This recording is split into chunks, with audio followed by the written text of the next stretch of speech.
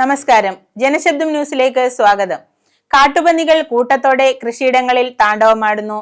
മനുഷ്യജീവനും കാർഷിക വിളകൾക്കും ഭീഷണി.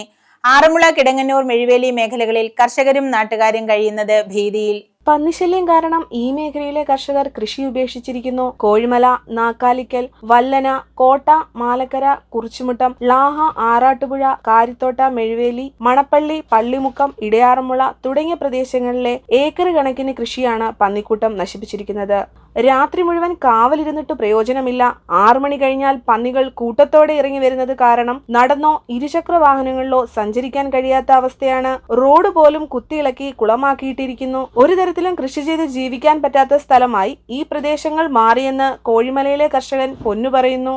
ഒരു തരത്തിലും കൃഷി ചെയ്ത് ജീവിക്കാൻ പറ്റാത്തൊരു സ്ഥലമായി മാറിയിരിക്കുകയാണുള്ളത്. കൊലയ്ക്കാറായ വാഴ 20-30 വാഴയുണ്ടായിരുന്നു. കൊലയ്ക്കാറായ വാഴ കുത്തി ഇളക്കി മറിച്ചിട്ടിട്ടുണ്ട്. ഈ ഏരിയയിൽ കൃഷിനാശം നല്ലതുപോലെ വൈകുന്നേരം 6 മണി മുതൽ രാവിലെ 5 മണി വരെ. എനിക്ക് എൻ്റെ വീട്ടിൽ 2 പട്ടിയുണ്ട്. പന്നിയെ കാണില്ല, സ്മെല്ലടിക്കുമ്പോഴേ കുരയ്ക്കാൻ തുടങ്ങും. പിന്നെ എൻ്റെ പണി ഉറക്കത്തിൽ എഴുന്നേറ്റ് വന്നിട്ട് പടക്കം പൊട്ടിച്ച് പന്നിയെ ഓടിക്കുക. അതാണ് എൻ്റെ പണി. കാരണം എനിക്ക് കുറച്ച് വാഴയും തെങ്ങും കപ്പ എല്ലാം നട്ടിട്ടുണ്ട്. കപ്പ മുഴുവൻ പന്നി കൊണ്ടുപോയി. 1 മാസം മുമ്പാണ് ഇടയാറന്മുളയിൽ പന്നിയുടെ ആക്രമണത്തെ തുടർന്ന് ഓട്ടോറിക്ഷയിൽ സഞ്ചരിക്കുന്ന സ്ത്രീ മരിച്ചത്. വിളവെത്തിയ നെല്ല്, വാഴ, കപ്പ, കാച്ചിൽ, തെങ്ങിൻ തൈകൾ തുടങ്ങി സകലതും പന്നിക്കൂട്ടം കുത്തിമറിച്ചിരിക്കുന്നു. ലോൺ എടുത്തും മറ്റുമാണ് കർഷകർ കൃഷി ഇറക്കുന്നത്. കാർഷിക നാശത്തെ തുടർന്ന് വലിയ ബാധ്യതയാണ് പല കർഷകർക്കും ഏറ്റെടുക്കേണ്ടി വന്നിരിക്കുന്നത്.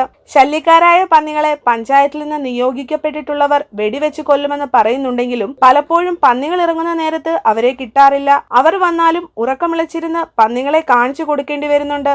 കഴിഞ്ഞ ദിവസം കളരിക്കോടിന് സമീപം ഇറങ്ങിയ അക്രമകാരിയായ പന്നിയെ പഞ്ചായത്ത് നിയോഗിച്ച ഷൂട്ടർമാരായ ഫിലിപ്പ്, രാജു എന്നിവർ ചേർന്ന് വെടിവെച്ച് കൊന്നിരുന്നു.